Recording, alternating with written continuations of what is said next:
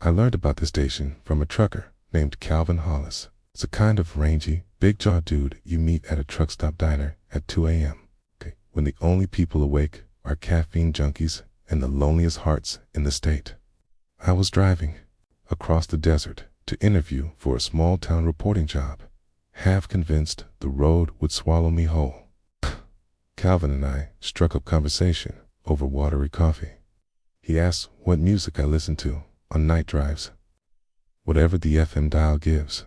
Me, I said, shrugging. He leaned in, voice low. Ever scroll past the numbers after midnight? Round about 103.3 on the fringe. You might catch WZXB.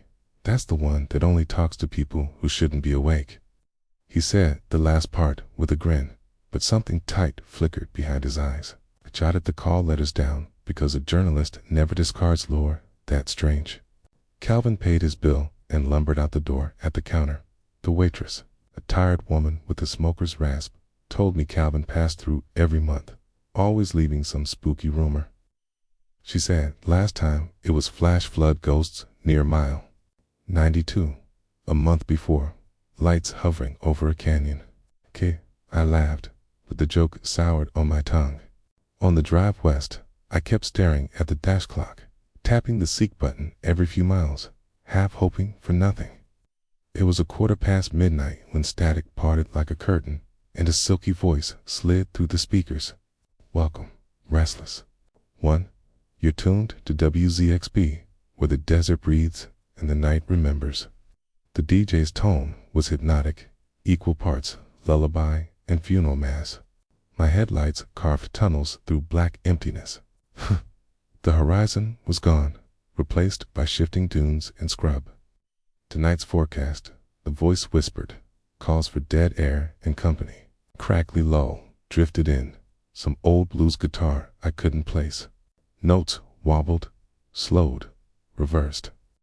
It felt wrong, like hearing your own heartbeat played backwards. The track faded, and the DJ returned. Caller one, you're on the air.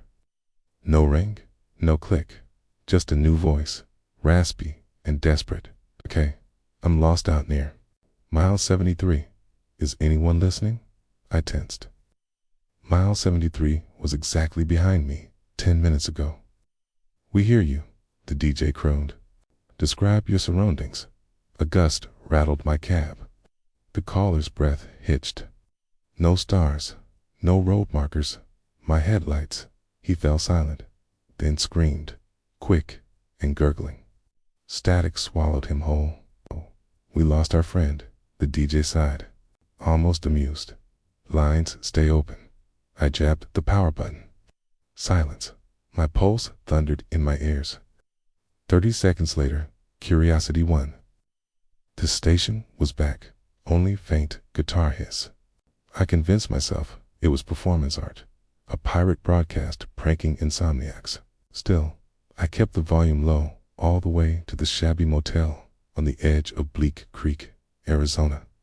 Sleep didn't come. Each creak of the AC unit sounded like the DJ sighing in the dark. I landed the job at the Bleak Creek Gazette. Circulation 1,200, if you count double for the sheriff and the mayor's dog. I wrote about county fair pie contests and rattlesnake safety seminars, but after dark, my thoughts drifted to WZXB. A week after arrival, I started combing archives, FCC databases, enthusiast forums, pirate radio blogs. Nothing. 103.3 FM belongs to a Christian easy listening station 3 states away. Its tower nowhere near our desert. Late one night, gnawing on vending machine jerky, I found a lonely thread on an abandoned message board. Anyone else here at the midnight station out west? Heard pleas for help on air, January 12, 1993. Friend vanished same night, never found. The username was Desert Howl. There were no replies. A chill prickled my scalp. I bought a vintage shortwave receiver from a pawn shop, rewired its antenna, and drove out past city limits. Bleak Creek's single traffic light winked behind me. Midnight crept closer. At 12:01, 103.3 exploded into static, then cleared. The same luxurious baritone breezed through. Ha, a returning traveler. We admire loyalty. He couldn't know it was me, could he? I swallowed. Kaidi, tonight, he continued, tell us what haunts you, and perhaps we'll let you pass. Guitar chords slithered up the scale. Then, caller one. Silence. I gripped the wheel. The DJ hummed a lullaby. Suddenly, a woman's voice crackled in. Please, Highway 86, near the salt flats.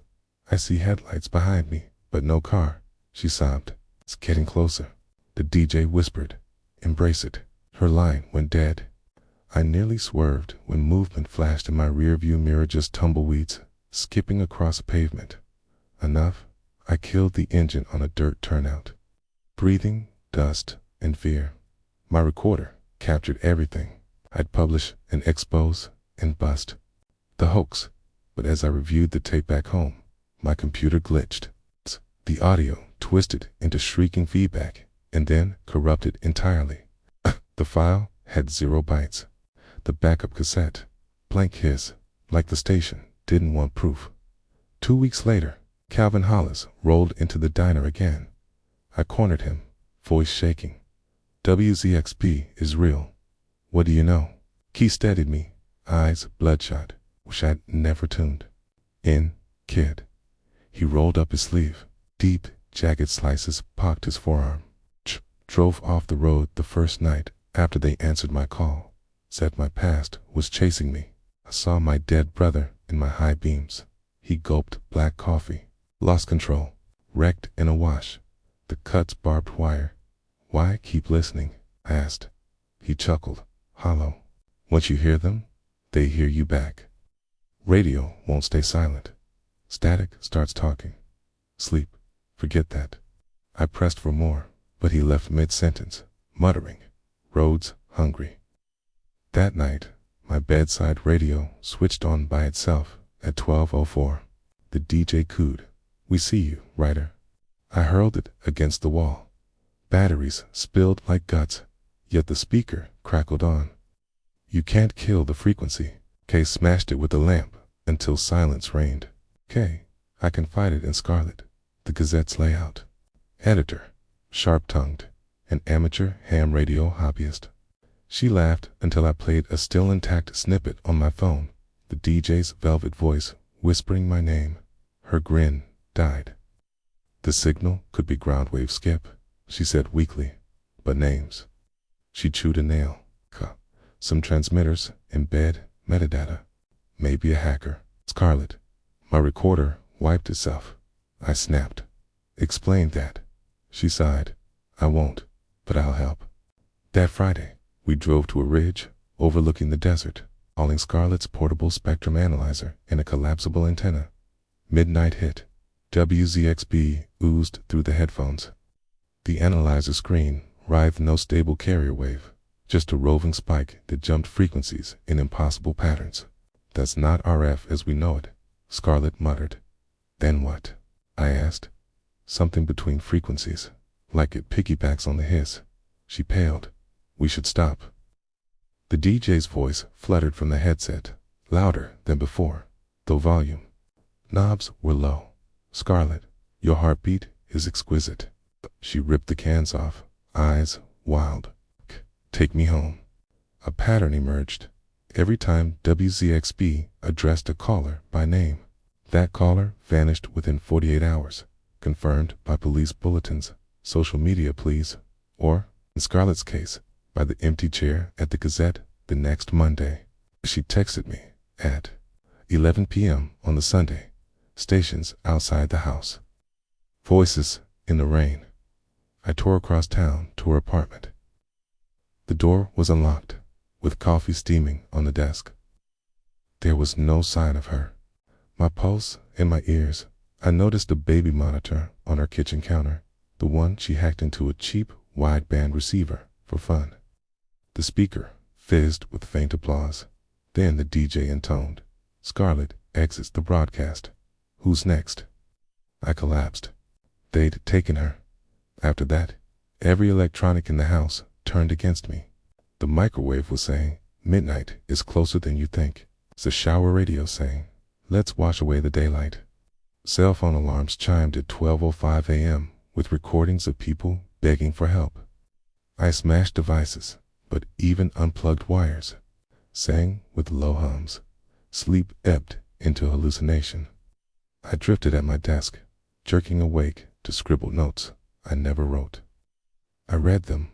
They broadcast from the dead air between stations. Radio waves carry souls. Midnight is a door, not a time. I knew I had joined the missing unless I ended the signal. But how do you kill a ghost frequency?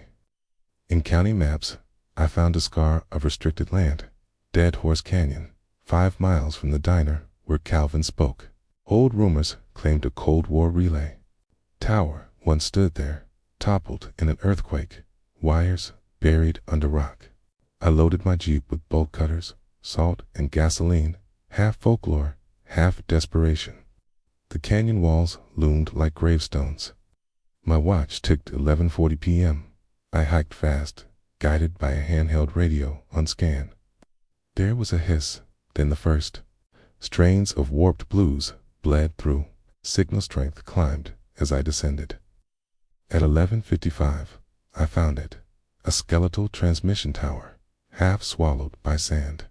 Cables snaked into a fissure in the canyon floor, where faint blue light pulsed like a heartbeat under granite. A thunder rumbled, though the sky was clear. I clambered down. The fissure opened into a gut-cold cavern where old broadcast gear fused with something organic. Coils of wire threaded through glistening, vein-like tubes. Speakers protruded from rock-like tumor mouths. They whispered, "Sam Fenton arrives at last, ready to join the choir." I gagged on copper-tinted air. In niches along the cavern walls, I saw shapes, people fused to stone, their mouths slack, their eyes vacant, their skin translucent and humming with a faint radio glow. Scarlet, Calvin, the missing hikers, their bodies were antennae in a living array, conducting midnight dreams into sound. Rage blotted fear. I doused the machinery with gasoline and flicked a lighter. Voices rose in song, pleading, furious. "It's burning us won't free you," the DJ crooned. "We're signal. Fire feeds static." Flames licked at the cables, catching like dry grass. The cavern roared. I sprinted up the slope as the tower's ribs glowed red. Midnight struck. Shockwave of noise blew like wind. My radio exploded in my backpack. Outside, the desert shook. Blue flames spiraled up the tower and then winked out, plunging the canyon into silence thicker than death. I woke in the hospital 2 days later, found by rangers who saw the plume. The cavern had collapsed. The tower was ash. Authorities ruled it a lightning strike. The midnight broadcast gone. Radios across the county returned to their dead air. Yet at home, my laptop occasionally glitches at 12:03 a.m. The cursor types by itself. Still here. I delete the words every time, crushing dread down my throat. I published my story in the Gazette. Readers called it speculative fiction and praised my Lovecraftian flair. No rescue teams ever uncovered bodies in Dead Horse Canyon. The rubble was deemed too unstable to excavate.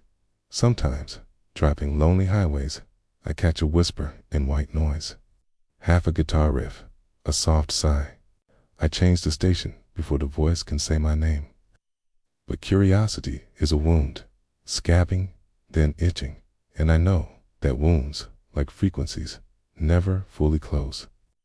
So, if you find yourself on a dark stretch of road and the dial lands on 103.3 after midnight, remember that station isn't searching for listeners. It's hunting for transmitters. And once it tunes into your fear, the broadcast may never end. Makar here. I hope you enjoyed this horror story from a very talented author. Thanks so much for listening and supporting the channel. It's appreciate. If you could leave a comment below, as I love to hear from you all. And I'd appreciate if you can like and share. as that really helps as well. If you want more scary stories, check out the video or the playlist on screen.